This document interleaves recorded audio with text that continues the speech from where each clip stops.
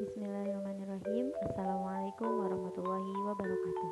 Perkenalkan, kami dari kelompok 2 yang beranggotakan saya Ismi Siti Hanafiatul Kamalah, Citra Septianawati, Tasya Wulandari, Sifa Rahmawati, Sri Restu, dan Wanda Novia. Di sini kami akan mempresentasikan mengenai konsep dasar belajar yang merupakan esensi belajar dan ciri-ciri perubahan perilaku dari hasil belajar. Pada dasarnya, belajar merupakan suatu proses yang berakhir pada perubahan. Perubahan apa yang terjadi setelah melakukan pembelajaran? Karena belajar tidak memandang siapa pengajarnya, di mana tempatnya, dan apa yang diajarkan. Akan tetapi, hal ini menekankan pada hasil dari pembelajaran tersebut. Kemudian, ada konsep belajar menurut para ahli. Menurut Slavin, belajar merupakan akibat dari interaksi antara stimulus dan respon. Kemudian menurut Ernest R. Hilgard dalam Sumardi Suryabrata, belajar merupakan proses perubahan yang dilakukan dengan sengaja, yang kemudian menimbulkan perubahan yang keadaannya berbeda dari perubahan yang ditimbulkan oleh lainnya. Selanjutnya ada tujuan belajar, untuk mendapatkan pengetahuan. Dalam hal ini ditandai dengan kemampuan berpikir, pemilikan pengetahuan dan kemampuan berpikir sebagai bagian yang dimana tidak dapat dipisahkan. Dan pembentukan sikap. Dalam menimbulkan sikap dan mental perilaku dan pribadi anak didik, guru harus lebih bijak dan berhati-hati dalam pendekatannya. Prinsip belajar. Menurut Sukamto dan Winata Putra, ada beberapa prinsip dalam belajar, yaitu: pertama, apapun yang dipelajari siswa, dialah yang harus belajar, bukan orang lain. Untuk itu, siswalah yang harus bertindak aktif. Yang kedua, setiap siswa belajar sesuai dengan tingkat kemampuannya. Yang ketiga, siswa akan dapat belajar dengan baik bila mendapat penguatan langsung pada setiap langkah yang dilakukan selama proses belajar. Yang keempat, penguasaan yang sempurna dari setiap langkah yang dilakukan siswa akan mendapat proses belajar lebih berarti. Yang terakhir, ada motivasi belajar siswa akan lebih meningkat apabila ia diberi tanggung jawab dan kepercayaan penuh atas belajarnya. Dan menurut Suprijono, sebagaimana dikutip Tobroni dan Mustafa, yang pertama ada prinsip belajar adalah perubahan perilaku sebagai hasil belajar. Yang kedua, belajar merupakan proses. Belajar terjadi karena dorongan kebutuhan dan tujuan yang ingin dicapai. Yang terakhir ada belajar merupakan bentuk pengalaman. Pengalaman pada dasarnya adalah hasil interaksi pada peserta didik dengan lingkungannya. Beberapa macam cara penyelesaian diri yang dilakukan oleh manusia dengan sengaja maupun tidak sengaja yang berhubungan dengan belajar, yaitu: yang pertama ada belajar dan kematangan, yang kedua belajar dan penyelesaian diri, yang ketiga belajar dengan pengalaman, yang keempat belajar dan bermain, yang kelima belajar dan pengertian, yang keenam belajar dan menghafal, dan yang terakhir ada belajar dan latihan. Ciri-ciri khusus belajar. Yang pertama ada belajar ditandai dengan adanya perubahan tingkah laku atau change behavior. Yang kedua ada perubahan perilaku relatif permanen. Yang ketiga ada perubahan tingkah laku tidak harus segera dapat diamati pada saat proses belajar sedang berlangsung. Perubahan perilaku tersebut bersifat potensial. Yang keempat ada perubahan tingkah laku merupakan hasil latihan atau pengalaman. Dan yang terakhir ada pengalaman atau latihan itu dapat memberi penguatan. Sesuatu yang memperkuat itu akan memberikan semangat atau dorongan untuk mengubah tingkah laku. Karakteristik prosesi belajar. Dalam statementnya, Dani mengemukakan beberapa prosesi belajar sebagai berikut. Nomor 1, belajar sebagai proses bertujuan, di mana sebagian besar orang atau siswa pasti memiliki ide-ide tentang apa yang ingin mereka capai. Aktivitas mencapai tersebut merupakan bagian dari proses pembelajaran apapun bentuknya. Nomor 2, belajar sebagai pengalaman internal, di mana guru atau instruktur tidak dapat membelajarkan siswa atau peserta pelatihan instrukturnya sampai mereka mau belajar. Nomor 3, belajar sebagai proses aktif, di mana karena belajar muncul sebagai pengalaman, pembelajaran atau pelatihan, maka memungkinkan untuk siswa atau peserta pelatihan untuk terlibat aktif dalam pengalaman tersebut. Nomor 4, belajar bersifat multidimensi, di mana aktivitas ini dimaksudkan untuk mengembangkan konsep baru. Nomor 5, belajar sebagai proses individual, di mana tidak semua siswa atau peserta pelatihan belajar pada di tingkat yang sama. Esensi belajar. Berkaitan dengan belajar, Gagne pada tahun 1988 mengemukakan bahwa belajar merupakan proses disposisi seseorang yang dapat ditetapkan dalam suatu waktu tertentu dan bukan karena proses pertumbuhan. Kemudian, Adi Sujiwo seperti dikutip dalam Soekardi dan Maramis menjelaskan bahwa belajar adalah proses perubahan perilaku siswa secara bertahap, terarah melalui suatu proses terencana dan bertahap, sehingga siswa pada akhir proses belajar kelak mempunyai kemampuan atau keterampilan yang sesuai dengan apa yang dituju oleh sistem belajar mengajar. Pada intinya, belajar ditandai oleh perubahan tahap perilaku, diperolehnya lewat pengalaman, hasilnya yang relatif menetap, perubahannya berkaitan dengan aspek fisik dan mental, dan penyebab perubahan perilaku ini tidak diakibatkan oleh proses pertumbuhan yang sifatnya fisiologis. Sifat-sifat proses belajar. Belajar merupakan suatu interaksi antara anak dan lingkungan. Belajar berarti berbuat. Belajar juga berarti memahami. Belajar adalah suatu aktivitas yang bertujuan. Belajar juga memerlukan motivasi. Belajar juga memerlukan kesiapan di antara pihak-pihak. Belajar juga bersifat integratif.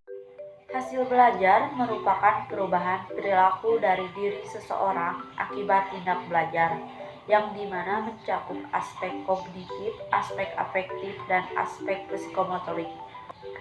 Perubahan tersebut dapat diartikan sebagai terjadinya peningkatan dan pengembangan yang lebih baik, yang dimana sebelumnya tidak tahu menjadi tahu.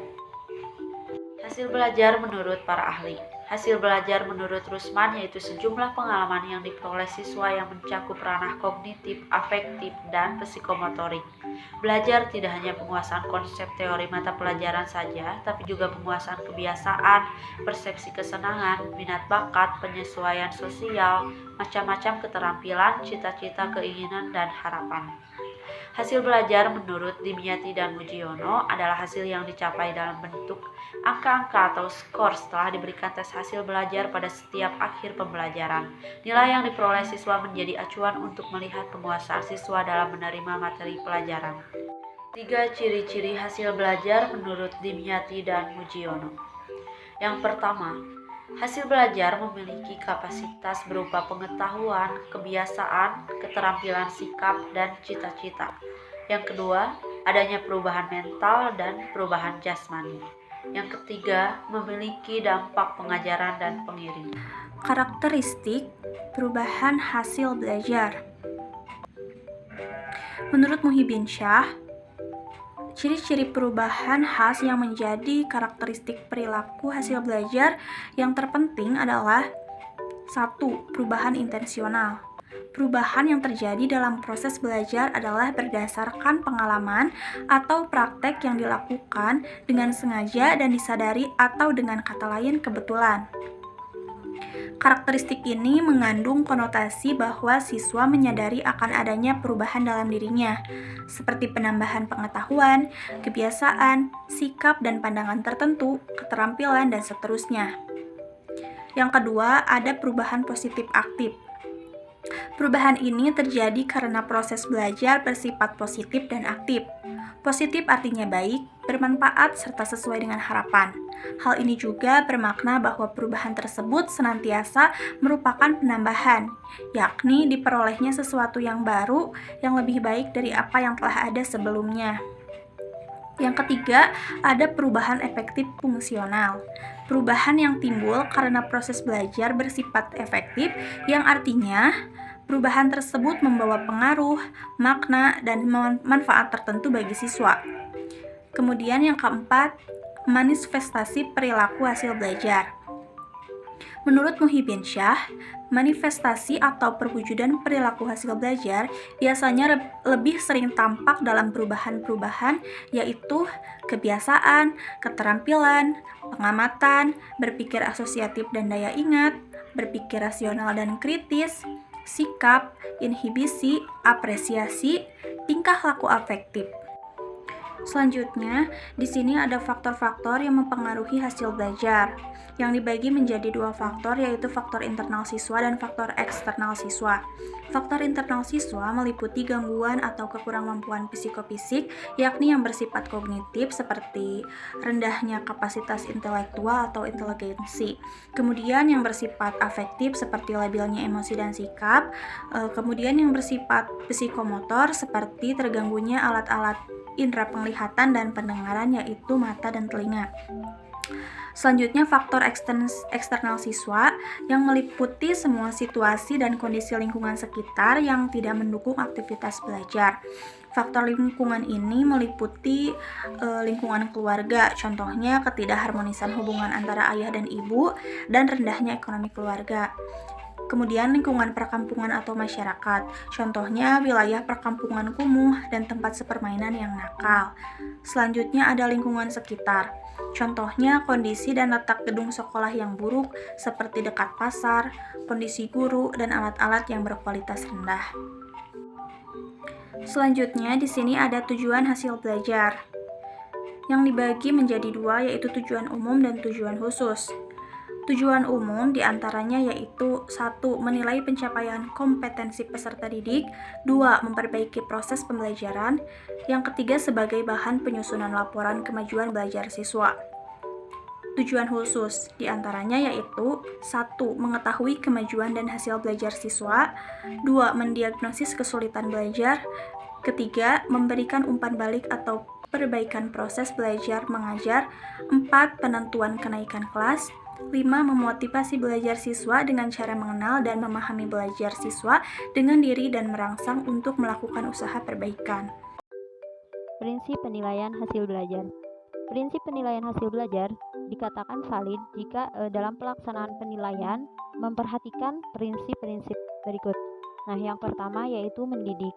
Penilaian hasil belajar harus memberikan sumbangan positif pada pencapaian hasil belajar siswa. Yang kedua yaitu berorientasi pada kompetensi. Penilaian hasil belajar harus menilai pencapaian kompetensi siswa yang meliputi seperangkat pengetahuan, sikap, yaitu keterampilan dan nilai yang terrefleksi dalam kebiasaan berpikir dan bertindak. Yang ketiga yaitu adil dan objektif. Penilaian hasil belajar harus mempertimbangkan rasa keadilan dan objektivitas siswa tanpa membeda-bedakan jenis kelamin, latar belakang, budaya. Yang keempat yaitu terbuka. Penilaian hasil belajar hendaknya dilakukan secara terbuka bagi berbagai kalangan, sehingga keputusan tentang keberhasilan siswa jelas bagi pihak-pihak yang berkepentingan. Kemudian yang kelima, berkesinambungan, di mana penilaian hasil belajar harus dilakukan secara terus-menerus atau berkesinambungan dari waktu ke waktu. Kemudian yang keenam, menyeluruh. Penilaian hasil belajar harus dilakukan secara menyeluruh. Hasil belajar harus yang mencakup aspek kognitif, efektif, dan psikomotorik, serta berdasarkan pada strategi dan prosedur penilaian. Kemudian yang ketujuh, yaitu bermakna, yaitu penilaian hasil belajar diharapkan mempunyai makna yang signifikan bagi semua pihak. Ciri-ciri perubahan hasil belajar. Ciri-ciri perubahan dari hasil belajar ini ada 4, yaitu yang pertama sebagai hasil tindakan yang rasional instrumental. Kemudian yang kedua, kontinu atau berkesinambungan. Yang keempat, fungsional atau bermanfaat. Dan yang kelima yaitu positif atau berakumulasi. Sekian yang dapat kami sampaikan. Mohon maaf bila ada kesalahan.